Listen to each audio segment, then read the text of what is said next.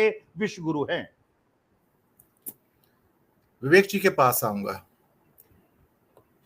दर्शक मित्रों, आज ही सुबह G77 में स्वामी जी ने जिक्र किया, मेरा एक बहुत विस्तार से पूरा का पूरा एपिसोड आया है कि भारत ने पार्टिसिपेट ही नहीं किया G77 में और चीन को खुला मैदान दे दिया।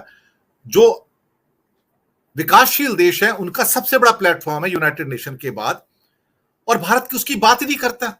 अभी भी G20 की चाश्ती के अंदर खोया हुआ है। सुबह जब कनाडा के एनवाय निकलते हैं मिनिस्ट्री से, उनको बुलावा दिया जाता है कि 5 दिन में भारत छोड़ दो। मुझे लगता है कि भारत की कूटनीति का इससे बड़ा फेलियर कोई नहीं हो सकता। और जिस गुस्से में आए हैं, और वहां पे कुछ कॉरेस्पॉन्डेंट उनसे कुछ प्रश्न पूछना चाहते थे, जिस गुस्से से उन्होंने दरवाजा बंद किया है यहां से, मुझे लगता है कि ये भारत की कूटनीति के लिए अच्छे ओमेंस नहीं है। व्हाट हैज हैड, हालांकि वो सिर्फ वहां 5 मिनट रुके हैं, सिर्फ 5 मिनट ऊपर, 5 मिनट नीचे आ गए हैं, लेकिन जो कुछ वहां हुआ होगा उसकी हम कल्पना कर सकते हैं। इंडिया की फॉरेन पॉलिसी इतनी वीक कभी नहीं थी। इंडिया के फॉरेन पॉलिसी के जो इंप्लीमेंटर्स हैं इतने वीक कभी नहीं थे। हमने अपने लिए कुल्हाड़ी पे पैर मार दिया है, और आज विद इन 24 आवर्स विज्ञप्ति आती है ब्रिटेन की, ऑस्ट्रेलिया की, अमेरिका की। जो भारत के लिए नेपाल है रोटी बेटी का रिश्ता है, वही अमेरिका का कनाडा के साथ रोटी बेटी का रिश्ता है। उन्हें वहां जाने के लिए पासपोर्ट नहीं चाहिए, वीजा नहीं चाहिए, वो वहां जाके मकान बना सकते हैं, दुकान बना सकते हैं, वाइस वर्सा कर सकते हैं, सारी उनको सुविधाएं हैं वहां पर। हमें जरूरत क्या थी एक दुश्मन पैदा करने का? India has created an enemy in the G7 world. It's one of the most unfortunate but huge failure of foreign policy. Vivek जी,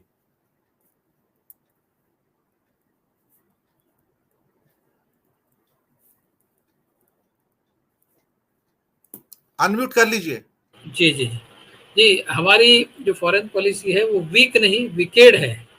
इनके चलते वो विकेड बन गई है। तो ये अपने आप को बहुत स्ट्रांग, दुनिया में स्ट्रांग जताना चाहते हैं, दुनिया में और देश के अंदर। मतलब इनका आप देखिए, इनकी जो मूल आइडियोलॉजी है, उस आइडियोलॉजी का बेसिस ही है कि हिंदू, ये हजारों सालों से हिंदू बहुत ही सबमिसिव कौम रही है। हिंदू बहुत ही बैकफुट पर हमेशा रही है, और हमेशा ही अन्याय और अत्याचार झेलती रही है। अब हिंदू को जागना पड़ेगा, अब हिंदू को शस्त्र उठाना पड़ेगा, अब हिंदू को ताकतवर बनना पड़ेगा। ये इन्फिनिटी कॉम्प्लेक्स से आया हुआ सुपीरियरिटी कॉम्प्लेक्स है, बिल्कुल। इसके अलावा इसका और डिस्क्रिप्शन कुछ नहीं हो सकता। ये जो मोदी जी कर रहे हैं जिस तरह से कनाडा के बारे में, और ये मतलब ठीक है, मैं समझ सकता हूँ, लेकिन ये जो जयशंकर है, मुझे मोदी से ज़्यादा ये जो जनाब है जयशंकर, इनके बारे में बहुत मुझे क्यूरियोसिटी लगती है। ये तो पढ़े लिखे हैं, मोदी जी पढ़े लिखे नहीं है, चलो ठीक है। ये तो ब्यूरोक्रेट थे, करियर डिप्लोमेट थे, इनको नहीं पता। अब ये मोदी जी को विदेश नीति के अच्छे विदेश नीति के रास्ते पर ले जाने के बजाय मोदी जी जो बता रहे हैं वो ये कर रहे हैं। तो आपका फायदा क्या है? आपके पढ़े लिखे होने का फायदा क्या है? उससे तो मोदी जी अच्छे हैं। फिर आप किस मर्ज की दवा है? आप क्या एडवाइस देते हैं? ये जब कोई अनपढ़ आदमी का गुलाम कोई बहुत पढ़ा लिखा आदमी हो जाता है, तब जिस तरह का सिनेरियो बनता है, बिल्कुल उसी तरह का सिनेरियो बना है। अब आप देखिए ये क्या क्या कर रहे हैं। जब से ये आए हैं, खालिस्तान मूवमेंट जो है वो जोर क्यों पकड़ रही है? जब से इनका राजा है क्यों पकड़ रही है? 2014 से पहले खालिस्तान मूवमेंट का क्या हाल था? बिल्कुल जीरो थी, कुछ नहीं था। कनाडा में खालिस्तानी लोग थे, नहीं थे ऐसा नहीं है, लेकिन पूरा जो सिख समुदाय है, इवन कनाडा में आपको पता होगा शायद, कनाडा में जितने सिख बसते हैं उसमें से बहुत ही कम प्रतिशत वाले सिख ऐसे हैं जो खालिस्तान के सपोर्टर्स है। वहाँ के भी सिखों में ज्यादातर सिख ऐसे हैं जो खालिस्तान के सपोर्टर्स नहीं है। लेकिन आप पूरे सिख समुदाय को इस तरह से, इस नजरिए से, जो जब वो किसानों का आंदोलन हुआ था उस समय भी आप उनको खालिस्तानी कहते थे। तो इससे हुआ क्या है? इससे होगा क्या है? इससे होगा ये कि सारा जो सिख समुदाय वो सोचेगा भाई हमारे में से तो खालिस्तान के सपोर्टर्स गिने चुने हैं, लेकिन ये तो हम सबको खालिस्तानी कहते हैं, तो फिर अभी खालिस्तानी हो जाए, क्या प्रॉब्लम है? अब जब हम खालिस्तानी नहीं है तो आप हमको खालिस्तानी कहते हैं, तो फिर आप खालिस्तान की मांग ही कर लेते हैं, चलो ठीक है। न होने पर आप कहते तो हम हो ही जाते हैं। इस तरह का अगर माइंडसेट वहां पर बन जाता है तो ये क्या करेंगे? ये कोई विश्व गुरु नहीं है। वो जयराम रमेश बहुत सही कहते हैं इनको, जयराम रमेश इनको विश्व गुरु कहते हैं। ये विश्व गुरु नहीं, विश्व गुरु है। ये सिर्फ विश से काम लेना चाहते हैं, हर जगह विश फैलाना चाहते हैं। जब खालिस्तान की मूवमेंट जो जोर पकड़ रही है वो सिर्फ कनाडा में नहीं है, वो ब्रिटेन में भी है, वो ऑस्ट्रेलिया में भी है। ऑस्ट्रेलिया की जो घटना आपने बताई उसके तो वीडियोज आए थे। वो जो जिन लोगों ने वहां पर, ये पिछले 9 साल में हुआ है सर, जब मोदी आए और कट्टर हिंदुत्व स्टार्ट हुआ है, तो ये दोबारा से ट्रिगर हुआ है खालिस्तान। ये इशू खत्म हो चुका था। हमने सिखों को खालिस्तानी कह कह के किसान आंदोलन के अंदर उनका कितना अन्याय किया ये हम जानते हैं सर। ये पाप इनके मत्थे पर है, पक्का है। और जिस तरह अब देखिए कनाडा में आपको बता रहे वो अमेरिका के बाद सबसे ज्यादा हमारे जो स्टूडेंट्स हैं, हमारे विद्यार्थी या फिर हमारे जो आईटी प्रोफेशनल्स बाकी लोग वो कनाडा जाते हैं, कनाडा प्रेफर करते हैं। आप किस तरह का वातावरण उनके लिए वहां बना रहे हैं? आपको तो कनाडा के साथ में अच्छे रिलेशंस रखने चाहिए। अब ये जो जिस व्यक्ति का मर्डर हुआ है और वो कह रहे हैं, वो हवा में बात नहीं करते साहब। उनके इंटेलिजेंस एजेंसीज और उनकी जो पुलिस है वो हमारे पुलिस से और हमारे इंटेलिजेंस एजेंसी से बहुत ज्यादा सतर्क रहती है। मैं उदाहरण के तौर पे आपको बताऊंगा, कैपिटल हिल में गया था 2009 में। वहां पर सिक्योरिटी के नाम पे मैंने सिर्फ 8 या 9 सिक्योरिटी पर्सनल लिखे पूरे कैपिटल हिल में। स्मार्ट सिक्योरिटी में बिलीव करते हैं। आप हजारों पुलिस लगा के भी आपके यहाँ घटनाएं होती है तो आप कहीं भी नहीं है उनके सामने। आप क्या समझ रहे हैं? आप कहाँ काय के विश्व गुरु है?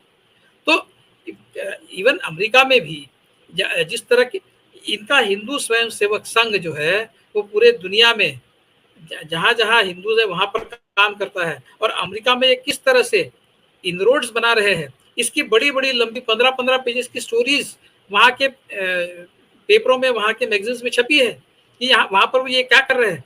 मतलब ये इनका लार्जर प्रोजेक्ट, ये जो विश्व गुरु की बात करते हैं, ये बेसिकली इंपेरियलिस्टिक प्रोजेक्ट है। ये समझने की जरूरत है। ये वसुधैव कुटुंबकम नाम के लिए है।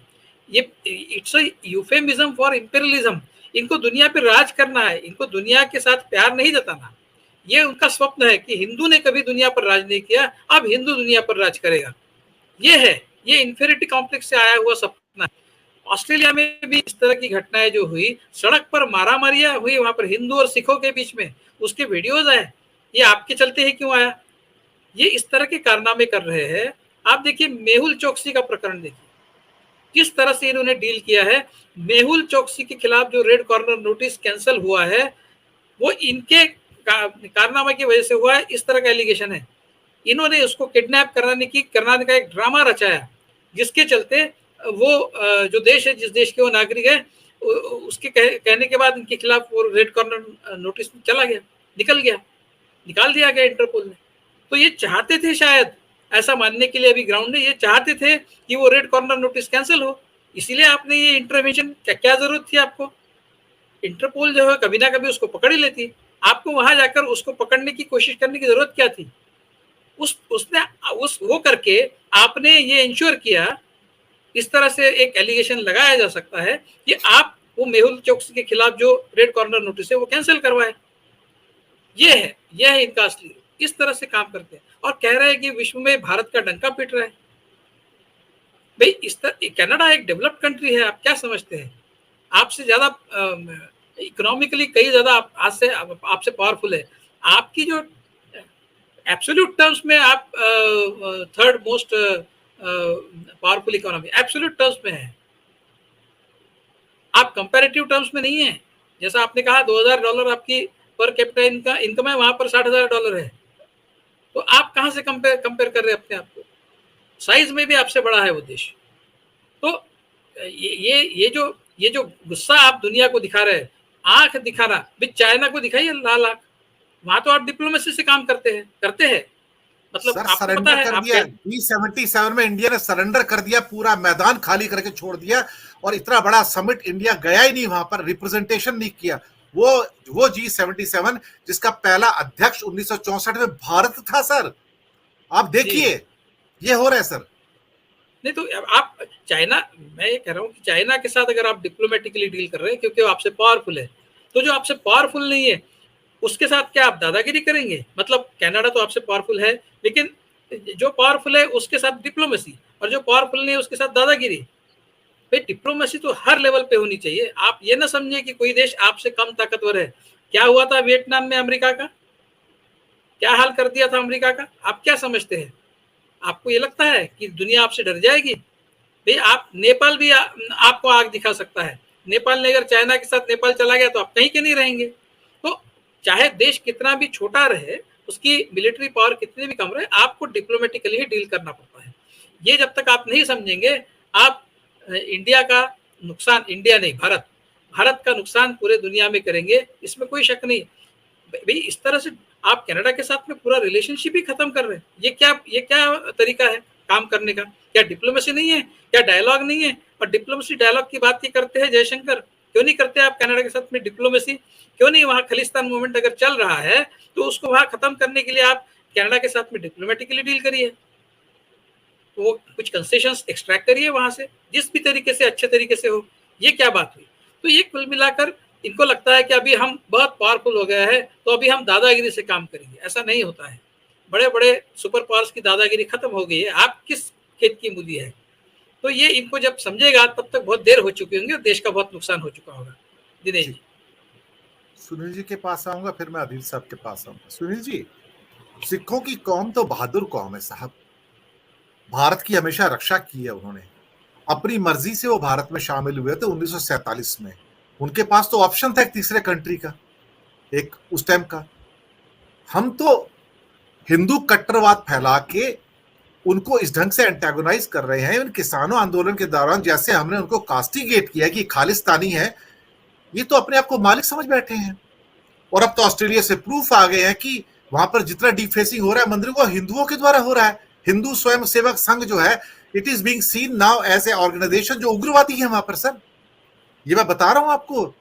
और ऑस्ट्रेलिया के पॉलिटिकल सर्कल्स में चर्चा है। मेरी आज सुबह बात हुई वहां पे एक ऑस्ट्रेलियन पॉलिटिशियन से जो लिबरल पार्टी के मेंबर है। वो बोलता है कि Hindus are being seen with the suspicion in Australia now. बोलते ये तो हमारे लिए थ्रेट है, हमारे लिए भविष्य का खतरा है। जैसे इस्लामिक फंडामेंटलिज्म खतरा है, हिंदू फंडामेंटलिज्म उग्रवाद भी एक खतरा है। सर हम कर क्या रहे हैं अल्टीमेटली? ये इन लोगों को समझ नहीं आता कि कूटनीति अलग चीज है। और आपका एक प्रधानमंत्री वहां के बैठा है G7 का, कमरे में बंद होकर 1.5 दिन तक। आप में बड़प्पन होता तो आप जाते, खुद ही चल के चले जाते। प्रधानमंत्री 73 साल की आपकी उम्र है, भगवान करे आप दीर्घायु हूं, उनके पास चले जाते, चाय पीते, कॉफी पीते, आधा घंटा बिताते, बोलते यार मिल बैठ के काम कर लेते हैं, कोई बात नहीं यार, छोटी मोटी बात है, हम इल्जाम नहीं लगाएंगे, हम अपने एनवॉइस को धक्का मार के बाहर नहीं निकालेंगे, हम इज्जत से सुलझा लेंगे पर्दे के पीछे बैठ के।